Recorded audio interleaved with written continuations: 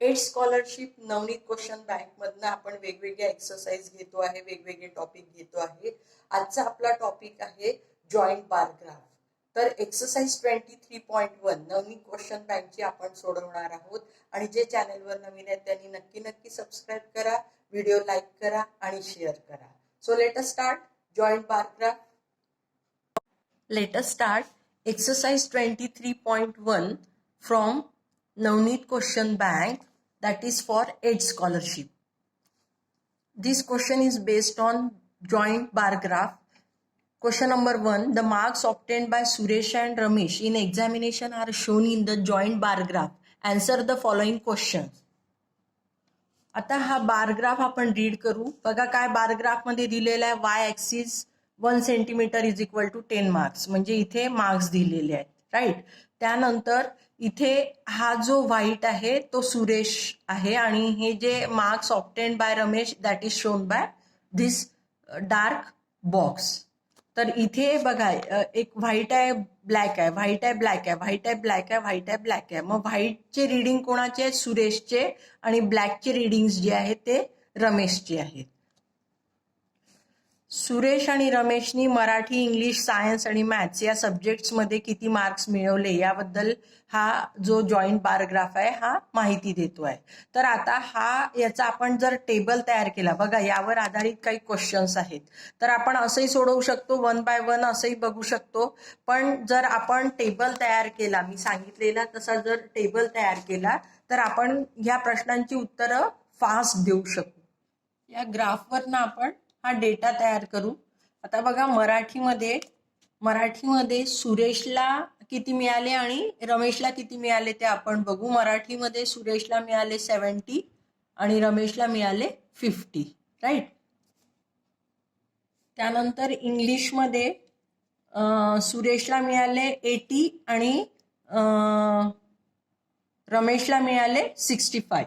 80 आणि 65 असं आपण डेटा कलेक्ट करू, म्हणजे मग प्रश्नांची उत्तरं द्यायला सोपं जाईल. बघा सायन्समध्ये सुरेशला मिळाले 85 आणि इकडे मिळाले रमेशला 80. 85 आणि 80, ठीक आहे. त्यानंतर मॅथ्समध्ये सुरेशला मिळाले 80 आणि रमेशला मिळाले 90. 80 आणि 90. आता आपण काय करू, याचे बघा जर प्रश्न बघितले तर तुम्हाला टोटल मार्क्स वरही आहे, मग ताबडतोब इथे आपण टोटल करून घेऊ. 5 24 + 7 315 आणि याची टोटल केली तर आपल्याला मिळते 285.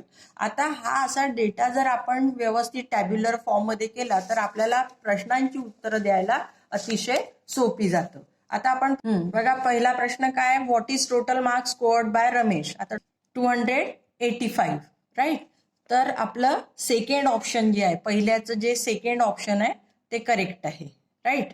त्यानंतर second example, how much less marks does Suresh get in mathematics than in science. आता सुरेशचे आपल्याला मॅथमॅटिक्सचे मार्क्स बघायचे आहेत आणि सायन्सचे. तर त्याला सायन्समध्ये मॅथमॅटिक्सपेक्षा किती जास्त मार्क्स मिळाले? 5 मार्क्स, राईट. तर सेकंडचं जे आन्सर आहे, सेकंडचं आन्सर आहे आपलं 5, राईट. 5 म्हणजे थर्ड ऑप्शन जे आहे ते करेक्ट आहे. त्यानंतर आपण third question solve. What is the ratio of marks scored by Ramesh and Suresh in Marathi? Right? Ratio विचारलाय, रमेश इज टू सुरेश. मग रमेशला मराठीमध्ये किती मिळाले? 50 आणि सुरेशला किती मिळाले? 70. म्हणजे हा जो रेशिओ आहे हा कसा राहील? 50/70. याला जर मी लोएस्ट फॉर्म दिलं तर किती मिळेल? हे 5:7. म्हणजे आपला कुठला फोर्थ जे ऑप्शन आहे ते करेक्ट आहे. सो थर्डचं ऑप्शन जे आहे ते फोर्थ ऑप्शन करेक्ट आहे. What is difference in the total marks scored by the two. म्हणजे दोघांचं जे टोटल मार्क्स आहे त्याचा डिफरन्स किती आहे? तर हा 315 आहे आणि याचा 285. जर यांचं मायनस जर केलं तर आपल्याला काय मिळेल? इथे 30, right. So 30 is the answer. So first option is correct, right.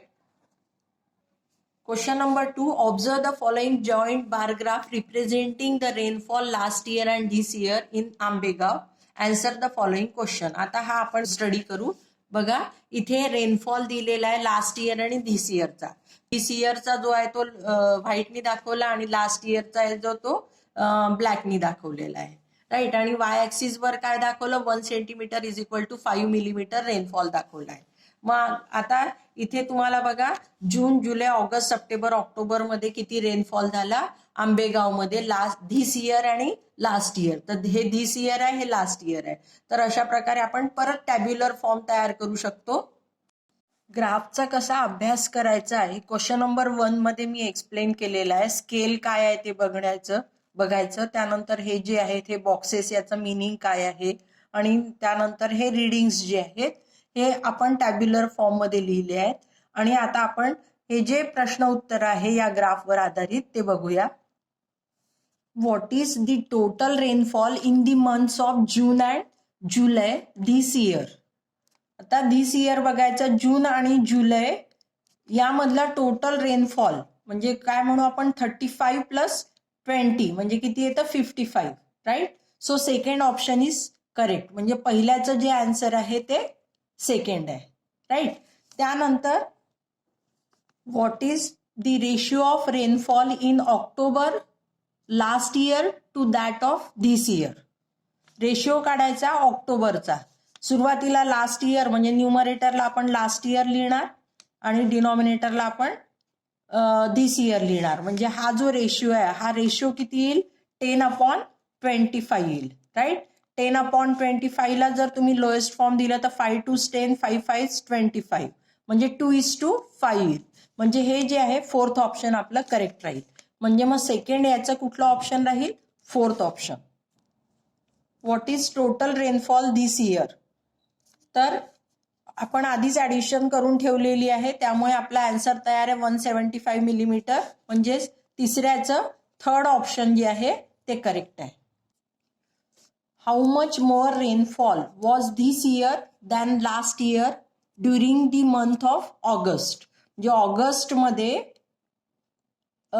Last year पेक्षा या वर्षी किती जास्त रेनफॉल होता. म्हणजे आपण सबट्रॅक्शन इथे करू, 50 - 20 म्हणजे किती येईल, 30 मिलीमीटर. म्हणजे आपलं फोर्थचं जे आहे ते फर्स्ट ऑप्शन करेक्ट आहे. Next question, in the following joint bar graph the number of boys and girls in the 4 division of standard 8 are shown. Study the graph and answer the following questions. बघा इथे graph दिलेला आहे. त्यानंतर ABCD या 4 division मध्ये किती boys आहे किती गर्ल्स आहे. बॉयज जे आहे ते डार्क कलरनी दाखवलेले आणि गर्ल्स जे आहेत त्या व्हाईट कलरनी दाखवलेले आहेत. तर तुम्ही 1 बाय 1 क्वेश्चन वाचून आणि हा ग्राफ ऑब्झर्व करून असंही सोडवू शकता, किंवा ज्याप्रमाणे मी हे सांगितलं हा टॅब्युलर फॉर्म मध्ये जर आपण लिहिलं तर ह्या प्रश्नांची उत्तरं तुम्ही थोडंसं काय म्हणू आपण स्पीडनी देऊ शकता, राईट. पण हे असं नीटनेटकं असं करण्याची गरज नाही. परीक्षेत पटापट तुम्ही BG ABCD असं फास्ट लिहिलं आणि हे सगळे रीडिंग्स या टॅब्युलर फॉर्म मध्ये लिहिलं तर उत्तर देणं तुम्हाला सोपं जाईल, right. So let us solve first question. What is the total number of students in 4 division.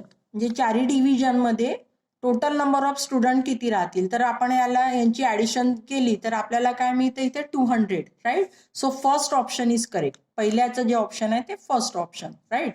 त्यानंतर next question, what is the ratio of number of boys to that of girls in division B. आता division B ला बघू, पण ratio कोणाचा, boys to girls, right. तर boys किती आहे 35 आणि गर्ल्स किती आहे 20. तर इथे आपण 35 डिवायडेड बाय 20 जर केलं, याला लोएस्ट फॉर्म जर दिला तर 5 7s आणि 5 4s, राईट. सो 7:4. तेव्हा जे आपलं 7:4 म्हणजे फोर्थ ऑप्शन करेक्ट आहे. Third, what is the ratio of number of girls in division D to that of division C. Girls division D to that of division C. आता division D मध्ये girls किती आहे 50 आणि इकडे C मध्ये किती आहे 30.